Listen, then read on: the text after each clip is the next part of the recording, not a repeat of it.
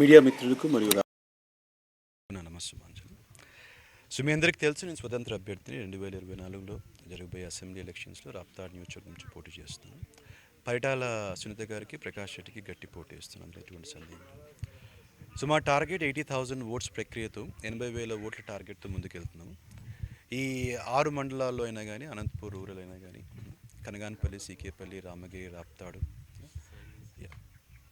ఆత్మకూరు, ఈ ఈ పూర్తి 6 మండలాల్లో మేము చేస్తున్న సేవా కార్యక్రమాల ఇంత ముందు కూడా మేము ఎన్నో సేవా కార్యక్రమాలు చేశాను. ఆ సేవా కార్యక్రమాలు చెప్తూ నీట్గా ఇన్ని చేయగలిగాము. ఇప్పుడు మనకున్న మేనిఫెస్టో, ప్రేమతో పన్నెండు అనే మేనిఫెస్టో, ఇది రాప్తాడ్ నియోజకవర్గానికి ఉన్న సమస్యలు కూడుకున్న ఒక పరిష్కార మేనిఫెస్టో. ఇది ఈ మేనిఫెస్టోగిన మనం చేయగలిగితే అందరి సమస్యలు పోతాయి, మనం బాగా మంచి స్థాయికి రాగలుగుతాం. పూర్తిగా చేయలేము కానీ కనీసం 75% ప్రాబ్లమ్స్ని మనం సాల్వ్ చేయగలుగుతాము. 2029కి పూర్తిగా చేయగలుగుతాం అనే ధోరణితో ముందుకెళ్తున్నాం. సమస్యలు అందరికీ తెలుసు, రాయలసీమ రైట్, అతి ముఖ్యంగా ఇక్కడ మన చోట గమనిస్తే మా రాప్తాడుకి నీళ్ళ సమస్య ఎక్కువ ఉంది. హంద్రీనీవా ప్రాజెక్ట్ని కరెక్ట్గా సమయానికి పూర్తి చేసిన తెగిన పేరూరు డ్యామ్ది ఆ పిల్ల కాలువలు 650 కోట్లు ఖర్చు అవుతాయి. ఆ 650 కోట్లు కరెక్ట్గా ఎగ్జిక్యూట్ చేసిన తెగిన అంటే గవర్నమెంట్ ఎలాగో ఫండ్ ఉండదు. వీళ్ళు కనీసం ఇక్కడున్న నాయకులు ఒక కార్పొరేట్ సోషల్ రెస్పాన్సిబిలిటీ సిఎస్ఆర్ ఫండ్స్ని తీసుకొచ్చి చేస్తే ఆ పిల్ల కాలువల ద్వారా మనకు కావాల్సిన 2 టీఎంసీ నీళ్లు బాగా వెళ్ళి, ఒక టీఎంసీ అంటే 10,000 ఎకరాలు అనమాట. 10,000 ఎకరాలకి సింగిల్ పంట జరుగుతుంది. 2 టీఎంసీలు 20,000 ఎకరాలు, అది సింగిల్ పంట. సపోజ్ 3 పంటలు వేస్తే 33.33% అవుతుంది. 3,300 ఎకరాలు ఒక సంవత్సరానికి జరుగుతుంది ఒక టీఎంసీ. సో ఇవన్నీ వీళ్ళు పూర్తి చేయరు. ఎప్పుడైతే అవి మనం పూర్తి చేయగలుగుతాం, పిల్లకాలో పూర్తి చేసి అవి జరుగుతాయో, ఆ నీళ్ళని మనం ఎక్స్ట్రా వాటర్ని కూడా మనం రాప్తాడు వరకు తీసుకొని, అంటే ఇండస్ట్రియల్ మనం డెవలప్ చేయొచ్చు. ప్రజలకు పర్మిషన్ తీసుకొని, అమ్మ మీరు పంట పండిస్తున్నారు, మీరు ఈ నీళ్ళని మీరు పర్మిషన్ ఇచ్చి మీ ముందు వరకు తీసుకెళ్తే కనుక మీ ఇంట్లో ఉన్న కుటుంబానికి ఒక ఉద్యోగం అన్న ఇస్తాం. కనుక వాళ్ళు ఖచ్చితంగా ఇస్తారు. మేము మనం ప్రామిస్ చేస్తే కనుక మా వాటర్ త్యాగం చేస్తాం, మేము మాకు ఏమి ఇస్తారంటే కనుక మీ కుటుంబానికి ఒక ఉద్యోగం ఇస్తాం.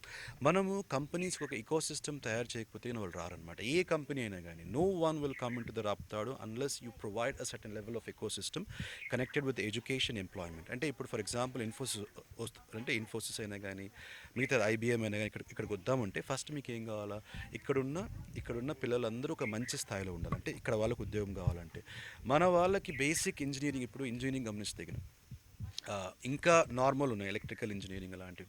బట్ బయట కాంబినేషన్ ఉన్నాయి. Mechanical engineering and electronics engineering కలుపుకొని మెకట్రానిక్స్ అని ఉన్నాయి, రైట్. ఇప్పుడు ఆర్టిఫిషియల్ ఇంటెలిజెన్స్ అయినా కానీ అవన్నీ ముందుకు వెళ్తున్నప్పుడు మన వాళ్ళని ఫస్ట్ ఆ లెవెల్కి తీసుకురావాలి.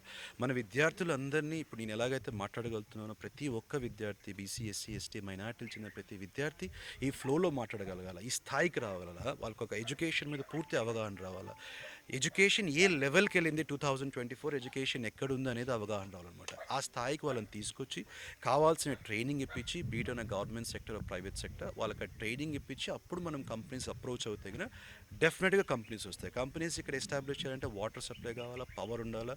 సో ఆ ఇకో సిస్టమ్ మనం క్రియేట్ చేయాలి. అదే నేను ఎప్పుడు చెప్తున్నాను, వీళ్ళకి అవగాహన లేదు, వీళ్ళు ఊరికే అక్కడ వస్తారు. ఇప్పుడు కూడా చూడండి, నేను డోర్ టు డోర్ క్యాంపెయినింగ్ ఇంత ఎండలో చేస్తాను, వాళ్ళ ఊరికే బయట ఎట్లా ఎలా వస్తారు, వాళ్ళకి సమస్యల మీద ఎలా అవగాహన ఉంటుంది, right. No doubt Paritala Ravindra గారు ఒక ఎక్కువ వాళ్ళు అప్పుడున్న దాంట్లో గౌరవ స్వర్గీయ పరిటాల రవీంద్ర గారు చేశారు ఎంతో రైట్. సో ఇప్పుడు ఏమవుతుంది, చెట్టు పేరును చెప్పి నువ్వు కాయ అమ్ముకోలే, ఎవరైనా కానీ అది వెళ్ళిపోయిందండి. 2024 వీఆర్ ఇన్, కరెక్టే కదా, రైట్. సో ఆయనకు వచ్చిన అవకాశం సరిగ్గా సద్వినియోగం చేసుకోలేదు బికాస్ ఆఫ్ ద ఫ్యామిలీ. ఆయనని ఆ కుటుంబాన్ని పూర్తి సర్వనాశనం చేసి పడేశారు. ఆయన నీటికి ముందుకెళ్ళింటగిన, నా అలాగే ఎంత అగ్రెసివ్గా ముందుకెళ్ళింటగిన of course you would have got some chance.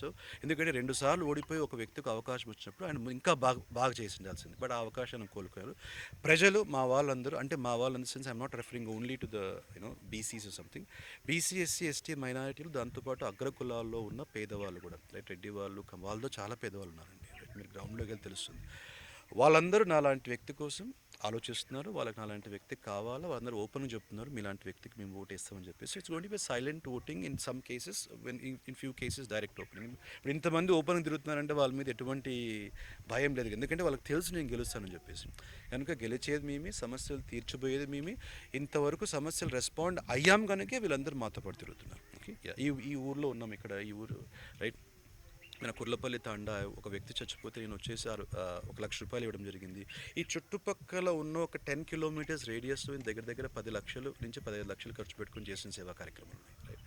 అవన్నీ ప్రజలకు తెలుసు కనుకనే మేము గెలవబోతున్నాం అన్నది ఎటువంటి సందేహం లేదు. Okay, thank you very much brother, thank you very much for every one. Okay, take care of your self.